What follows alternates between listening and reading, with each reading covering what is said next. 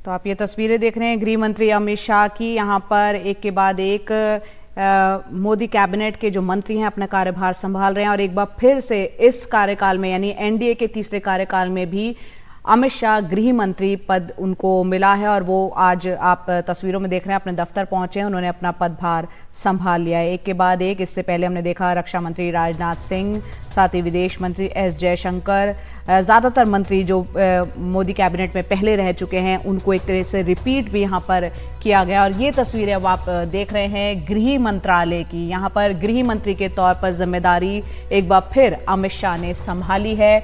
Modi cabinet का तीसरा कार्यकाल, एनडीए का जो तीसरा कार्यकाल है उसमें गृह मंत्रालय एक बार फिर अमित शाह संभाल रहे हैं। गृह मंत्री अमित शाह ने अपना पदभार संभाल लिया। एक बार फिर एक बड़ी जिम्मेदारी उनको दी गई है। नीता शर्मा फोन लाइन पर हमारी सहयोगी हमारे साथ जुड़ रही हैं। नीता से हम जुड़ेंगे। तो यहाँ पर हम देख रहे हैं ज़्यादातर वो मंत्रालय जो कि पिछली कैबिनेट में, विदेश मंत्रालय की बात करें, रक्षा मंत्रालय की, चाहे गृह मंत्रालय की बात करें या वित्त मंत्रालय की, ज़्यादातर वो मंत्री उनको रिपीट किया है जिन पर भरोसा है प्रधानमंत्री को। और एक अहम जिम्मेदारी गृह मंत्रालय की भी रहती है और एक बड़ी जिम्मेदारी फिर से उस पद पर नज़र आएंगे गृह मंत्री अमित शाह।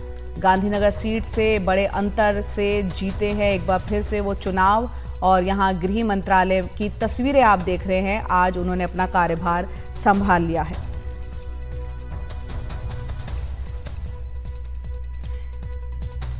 तो एक एक करके मोदी सरकार के जो मंत्री हैं, एनडीए सरकार में जो मंत्री हैं, वो अपना कार्यभार संभाल रहे हैं। पीएम की जो कोर टीम है कहीं ना कहीं वो पहले की तरह ही बरकरार है।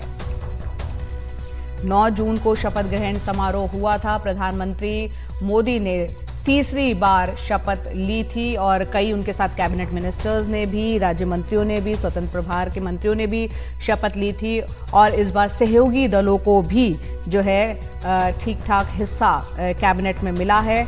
और वो आप देख रहे हैं सुबह से ही तमाम जो मंत्री हैं, आज मंगलवार का दिन है और आज एक एक करके तमाम मंत्री जो है अपने कार्यभार को संभाल रहे हैं। नीता शर्मा हमारी सहयोगी हमारे साथ जुड़ रही है। नीता, आप गृह मंत्रालय पर खास तौर से नज़र बनाए रखती हैं, तमाम खबरें आपके जरिए हमें मिलती हैं।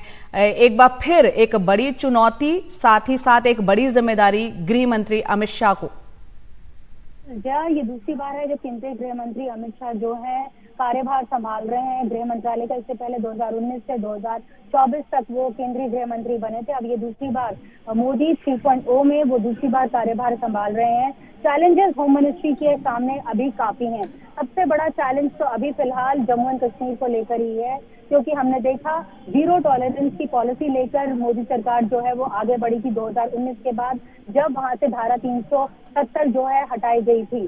लेकिन उसके बावजूद जो है आतंक के छुटपुट इंसिडेंट्स और कई बड़े इंसिडेंट्स हमने वहां पे देखे हैं। अभी ताजा मामला जो है वो रियासी का है, जिसमें पिलग्रिम यानी श्रद्धालुओं के ऊपर आतंकियों ने गोली चलाई और 9 लोग जो है वो मारे गए और 33 लोग जो है वो घायल हुए हैं।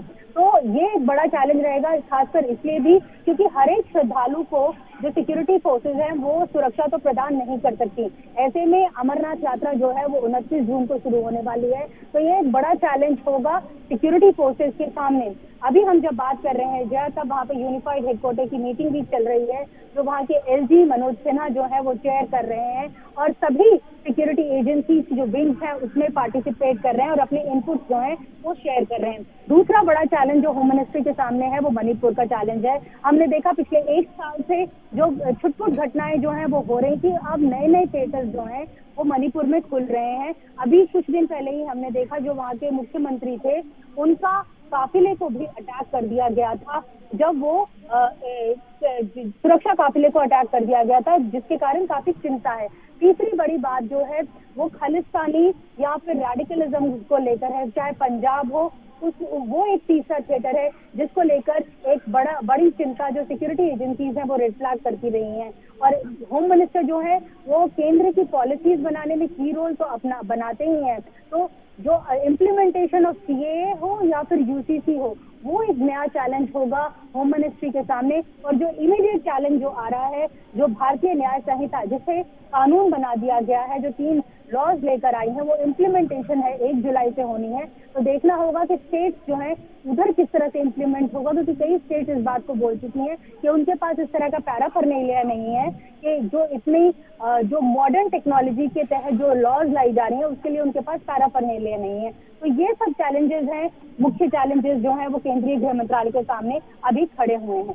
जया जी नीता, बहुत बहुत शुक्रिया, आपने विस्तार से तमाम जानकारी दी कि गृह मंत्रालय का अब जो है मुख्य फोकस किस तरह से आने वाले वक्त में जम्मू कश्मीर हो, चाहे मणिपुर हो, चाहे पंजाब में अगर खालिस्तानी समर्थक जो है अगर वो आवाज़ उठा रहे तो कैसे उसका भी उस चुनौती का भी सामना किया जाए, तमाम चीज़ों पर फोकस रहेगा। तमाम जानकारी दे रही थी हमारी सहयोगी नीता शर्मा।